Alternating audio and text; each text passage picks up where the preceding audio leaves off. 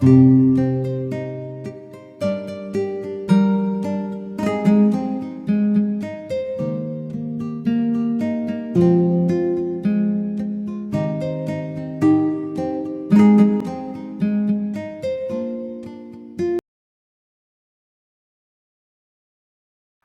how are you guys? I hope that you are fine. Today we are going to discuss the another very important aspect, and in this lecture we are going to discuss the important terms and common terms which I have studied in first lecture. So let us start. We will start this lecture by having some common doubts which is in the mind of every student will be. So firstly, so let us start. I am going to say the first thing I am going to discuss here is what we study in first chapter is the some common terms as I mentioned the topic name. Firstly, we draw the attention towards the vector, scalar and vector, and we say that scalar is that quantity which have only magnitude and have no direction, and the vector is that quantity which have magnitude as well as direction. यानी कि scalar एक ऐसी quantity है, एक physical quantity जिसका कोई magnitude होता है, कोई साइज़ होता है जिसे हम उसका डायमेंशन मालूम कर सकते हैं, लेकिन जो वेक्टर होता है इसका तो साइज़ होता ही है, एक मैग्नीट्यूड तो होता ही है, लेकिन उसके बावजूद इसमें एक चीज़ और होती है, दैट इज़ द डायरेक्शन। तो उसके बाद हमने बोला कि कौन सी क्वांटिटीज़ हमारे पास स्केलर हैं और कौन से वेक्टर हैं पहले चैप्टर में, और हमने बात की जो डिस्प्लेसमेंट है हमारे पास, जो हमारे पास वेलोसिटी है, एक्सेलरेशन है, these are those quantities which are vector quantities. लेकिन हमने ये नहीं बोला कि हम जब हम वेलोसिटी की बात करेंगे मीटर पर सेकंड में तो हम बोले कि north south east west 30 degree towards north.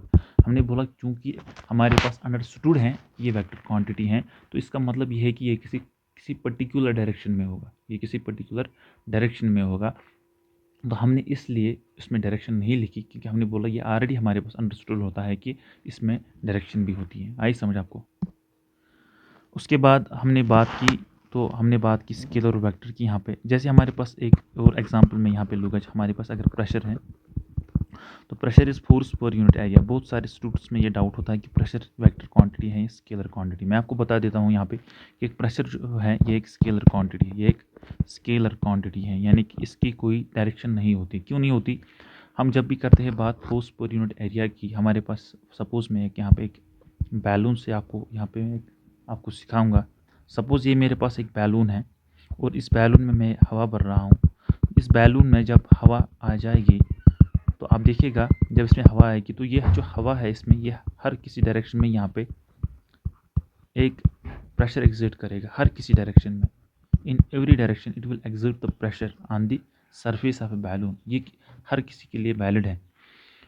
जब भी प्रेशर किसी सरफेस पे वो इक्वली हर उस सरफेस पे पड़ता है और डिपेंड करता है कि वो सरफेस कौन सी है और अटैचमेंट कहाँ से है।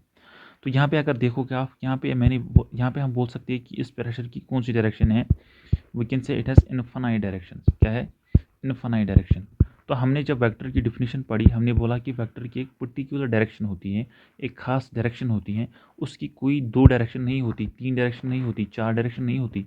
एक ही टाइम पे उसकी डिफरेंट डायरेक्शंस नहीं होती, एक ही टाइम पे उसकी एक डिफिनेट डायरेक्शन होगी। तो hence we say that pressure is not a vector quantity. Pressure is not a vector quantity.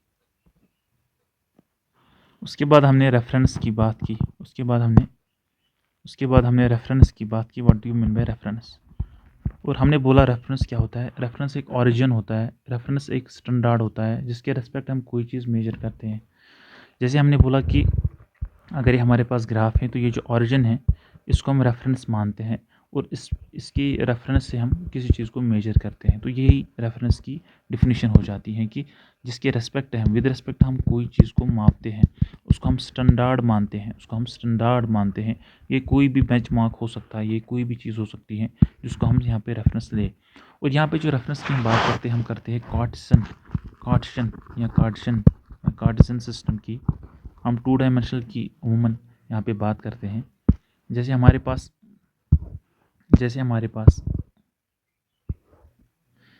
जैसे हमारे पास ये एक्स वाई कोऑर्डिनेट होता है, हमसे हमारे पास ये X and Y coordinate system होता है, हम बोलते हैं ये जो पॉइंट है हमारे पास ये ऑरिजिन है, ये ऑरिजिन है, और हम बोलते हैं ये हमारे पास एक्स एक्सिस है, ये वाई एक्सिस है, या एब्सिसा है, ये ऑर्डिनेट है, और हम इसकी रेस्पेक्ट में किसी भी चीज़, कोई भी ग्राफ, इंक्रीजिंग डिक्रीजिंग कोई भी ग्राफ यहाँ पे बना सकते हैं।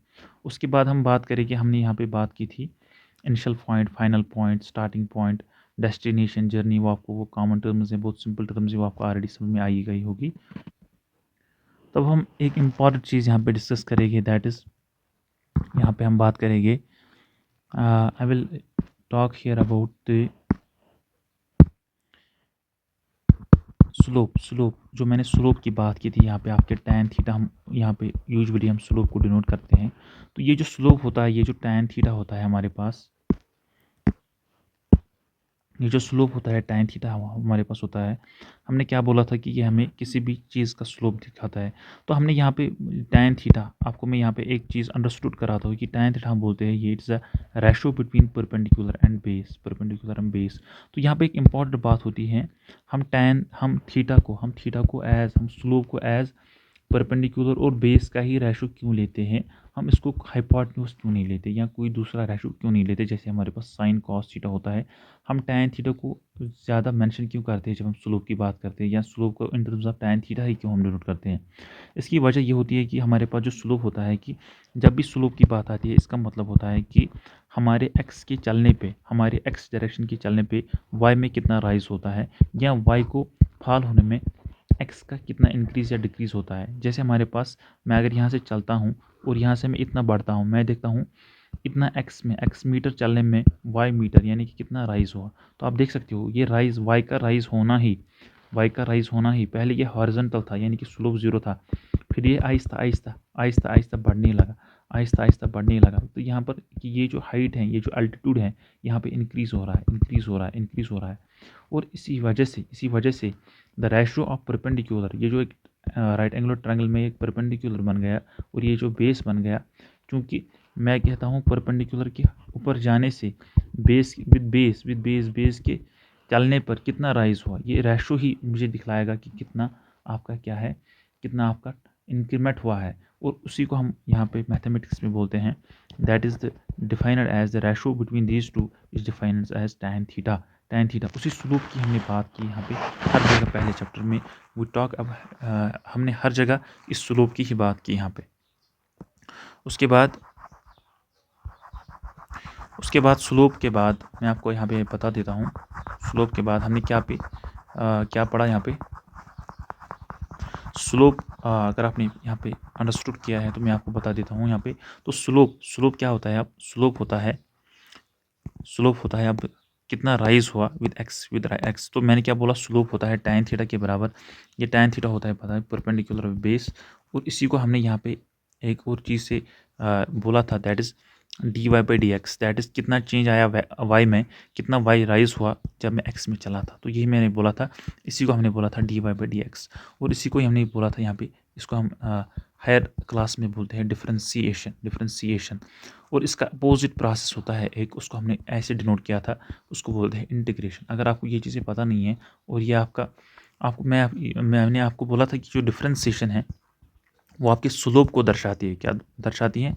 ये आपकी फिजिकल यूटिलिटी है कि इसको स्लोप को दर्शाती है। और जो इंटीग्रेशन दिखाती है, इंटीग्रेशन किसी चीज़ का एरिया दिखाती है। क्या दिखाती है? एरिया। अगर आपको अभी ये चीज़ें क्लियर होती है, ये चीज़ें याद रहती है, तो that is, I think that is very much, आपको that is actually what I say, that is enough for you. तो उसके बाद हमने बोला था पीजीटी आपने मैथमेटिक्स में पढ़ी होगी, जिसे नहीं पढ़ी होगा मैं सिंपली बताता हूँ। पीजीटी क्या होता है? Pythagoras theorem. पाइथागोरस एक मैथमेटिशियन थे, बहुत ही बढ़िया मैथमेटिशियन थे, बहुत ही काम किया है मैथमेटिक्स में। उन्हें बोला किसी भी राइट एंगुलर ट्रायंगल में क्या होता है कि ये जो परपेंडिकुलर होता है और ये जो बेस होती हैं और ये जो हाइपोटेन्यूज होता है, इसका स्क्वायर यानी कि बेस का स्क्वायर करने पर प्लस परपेंडिकुलर का स्क्वायर करने पर मुझे आता है हाइपोटेन्यूज का स्क्वायर।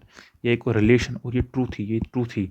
जैसे हमारे पास एक यहाँ पे मैं आपको बता चलूँ, जैसे कि हमारे पास सपोज़ करो हमारे पास बेस 4 है, 4 स्क्वायर प्लस सपोज़ करो हमारे पास बेस जो है वो 3 है, तो that is 4 square plus 3 square, that is 16 plus 9, that is hypotenuse. तो हाइपोटेन्यूज कितना आता है? हाइपोटेन्यूज आता है under root 9 that is 25, square root का 25 होता ही ये 5, तो यहाँ पे ये 5 आता है, तो ये इसका प्रूव भी हो जाता है, इसका प्रूव भी हो जाता है, इट इज़ PGT।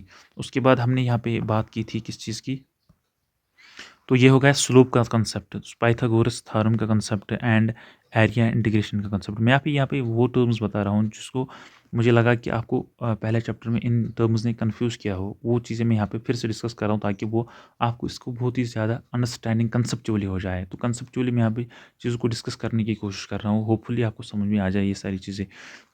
तो यहाँ पे हमने पाइथागोरस थ्योरम की स्लोप में आज मेरे लिए बहुत ही ज़्यादा इंपॉर्टेंट था, स्लोप को आपको पूरी तरीके से अंडरस्टैंड करना। और उसके बाद जो मैंने कार्टेशियन सिस्टम लिया था यहाँ पे, तो ये थे हमारे पास कुछ कॉमन टर्म्स जो हमने यहाँ पे डिस्कस किए थे। उसके बाद यहाँ पे हम बात करेंगे उसके बाद हम यहाँ पे बात करेंगे ग्राफ्स पे। किस पे बात करेंगे हम? ग्राफ्स क्या होते हैं? तो ग्राफ सिंपली क्या होता है, ग्राफ एक रिप्रेजेंटेशन होता है जिसमें हम यही एब्सिस ऑर्डिनेट लेते हैं और किसी भी चीज़ को with respect to this origin हम इसको मेजर कर सकते हैं।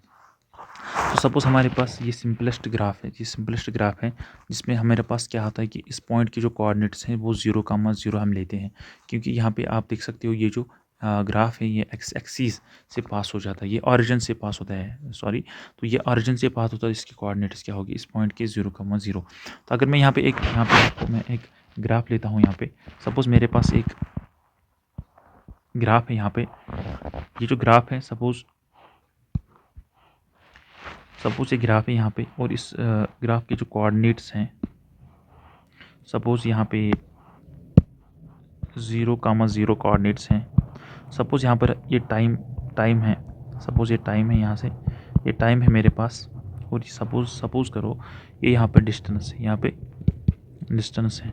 तो आप क्या देख सकते हो उस ग्राफ से, आप क्या इन्फॉर्मेशन आप ले सकते हो, कौन सी इन्फॉर्मेशन? सपोज सबसे पहली इन्फॉर्मेशन ये एक डिस्टेंस टाइम ग्राफ है, ये एक डिस्टेंस टाइम ग्राफ है, यहाँ डिस्प्लेसमेंट टाइम ग्राफ है ना। तो पहली इन्फॉर्मेशन आप यहाँ से ये लेते हो। उसके बाद दूसरी जो इन्फॉर्मेशन आप यहाँ से ले सकते हो दैट इज़ कि जब आपका दूसरी इन्फॉर्मेशन आप देख सकते हो कि जब x मेरा 0 था, y भी मेरा 0 था, यानी कि जब टाइम 0 था उस टाइम पे डिस्टेंस क्या थी, डिस्टेंस 0 थी क्या, y is not equal to 0, distance is equal to some value, यहाँ पे कुछ वैल्यू है, ये एक बात है यहाँ पे। तो यहाँ पे आपका जो रेफरेंस है, रेफरेंस पे हमेशा आपके कोऑर्डिनेट 0,0 होते हैं, लेकिन इस ग्राफ को हम देख सकते हैं कि जब मेरा टाइम 0 था, जब मेरा टाइम 0 है, तब मेरे पास जो डिस्टेंस या डिस्प्लेसमेंट है that is not equal to 0, that has some particular value, you can see from the graph it has some value. यहाँ इस पॉइंट की जो कोऑर्डिनेट्स होगी वो 0, यानी कि x के 0 और y के यहाँ पे कुछ वैल्यू होगा। सपोज करो मैं यहाँ पे लेता हूँ 10 मीटर, 10 मीटर इसका वैल्यू है, तो 0,10। इसका मतलब क्या है, what is the meaning of this? इसका मतलब ये है कि मेरा रेफरेंस पॉइंट वो पॉइंट है जब मैंने स्टार्ट किया था, जब मैंने टाइम का मापना शुरू किया था, यानी कि एट 0 टाइम। सपोज़ मेरे पास 8 AM था, सपोज़ मैंने 8 AM से शुरू किया, 8 AM, और मैंने बोला कि मैं 0 टाइम से स्टार्ट कर रहा हूँ, अभी जो 1 घंटे का 0th सेकंड से स्टार्ट हुआ है, और उस टाइम मेरे पास ऑलरेडी के एक बंदा था, उसने 10 मीटर चले थे। सपोज़ करो आपने स्कूल से, आपको घर से स्कूल जाना था, सपोज़ आप पहले चले और आप किसी फ्रेंड के यहाँ पहुँचे, और उसके बाद किसी फ्रेंड के पहुँचने के बाद किसी को ये हुआ कि मैं आपकी इस मोशन को एनालाइज़ करूँगा, मैं आपके मोशन को स्टडी करूँगा। अब यहाँ आपने खुद सोचा, हम आपने बोला कि हम दोनों दोस्त क्या करेंगे, हम अपनी जो मोशन का डिस्टेंस टाइम ग्राफ बनाएंगे। तो आपने बोला कि मैंने तो इतना ऑलरेडी चला हूँ, तो मैंने इतना ऑलरेडी चला है, लेकिन टाइम में अब स्टार्ट कर रहे हैं। तो दैट इज़ द रेफरेंस। आप क्या है कि आप तो टाइम तो अभी स्टार्ट नहीं हुआ, लेकिन आपने ऑलरेडी कुछ डिस्टेंस ट्रैवल की हैं। That is the meaning of this graph. You can understand the meaning of every graph. Everything has a meaning here. You can see the graph can be it can be of any shape. It depends upon the motion, it depends upon the type of body, it depends upon the different kinds of motion what we have here. So तो ये जो graph है ये किसी भी तरीके का हो सकता है, किसी भी तरीके का हो सकता है। तो सपोज़ इसको हम बोलते हैं, अगर ग्राफ ऐसा है आपका, इसको हम बोलते हैं इंक्रीजिंग ग्राफ। क्या बोलते हैं? इंक्रीजिंग। अब आप देखिए कि आगे आप जब मैथमेटिक्स पढ़ेंगे आप बोलेंगे मोनोटोनिकली इंक्रीजिंग, मोनोटोनिकली डिक्रीजिंग, तो वो आप देख सकते हो कि ये इसको इंक्रीजिंग बोलते हैं, इंक्रीजिंग। अगर यही ग्राफ यहाँ से स्टार्ट होकर ये ऐसे चला जाएगा तो इसको बोलेंगे हम ये डिक्रीजिंग ग्राफ है, और आगे से कांस्टेंट हो जा रहा है। ये कांस्टेंट का मतलब ही है जब ये आपका ग्राफ हो जाएगा ना, सपोज ऐसे ये टी है, ये जब ग्राफ आपका स्लोप यानी कि स्लोप बन जाएगा, यानी कि आपका जो ग्राफ बनेगा वो बनेगा पैरेलल टू एक्स एक्सिस या पैरेलल टू हॉरिजॉन्टल एक्सिस। जब वो हॉरिजॉन्टल या पैरेलल टू एक्स एक्सिस बन जाएगा उस टाइम बोलते हैं हम स्लोप इसका 0 डिग्री है, क्योंकि आप खुद देख सकते हो कि स्लोप इनके दरमियान कोई स्लोप नहीं है अब। तो हम बोलते हैं उस टाइम पे अगर हमारे पास एस टी टाइम, हमें पता है कि हमारे पास डिस्प्लेसमेंट टाइम ग्राफ हमें उसका जो स्लोप है वो वेलोसिटी हमें दिखाता है, तो हम बोले कि यहाँ तक वेलोसिटी इंक्रीज हो रही थी, फिर डिक्रीज हो रही, और अचानक से ये जो वेलोसिटी है कांस्टेंट हो गई। अब ये चेंज नहीं हो रही, ये वेलोसिटी क्या होगी, अब चेंज नहीं हो रही, यानी कि इसका जो स्लोप हो गया वो 0 हो गया, यानी कि वेलोसिटी इसकी 0 हो गई, कांस्टेंट नहीं है वो, कांस्टेंट का वैल्यू यहाँ पे वो 0 है, यानी कि 0 हो गई। तो hope you have understand the all things in the chapter. मैंने पूरी तरीके से आपको समझाने की कोशिश की है, और अगर आपको फिर भी लगा हो, कमी बेशी लगी हो, तो आप कमेंट्स में ज़रूर मेंशन कीजिएगा कि आपको कौन सी चीज़ समझ में नहीं आई, या कौन सी चीज़ आपको ज़्यादा हाई फाई लगी, या कौन सी चीज़ आपको कम लगी। आप कमेंट्स में ज़रूर बोलेगा। अगर आपने कुछ भी सीखा हो, आपको लगा हो कि यह हमारे लिए हेल्पफुल रहा हो ये वीडियो, ये सारा चैप्टर, तो आप प्लीज़ अपने दोस्तों से इसको शेयर करेगा और चैनल को सब्सक्राइब करेगा। तब तक के लिए थैंक यू। खुदा हाफिज़। अस्सलाम वालेकुम।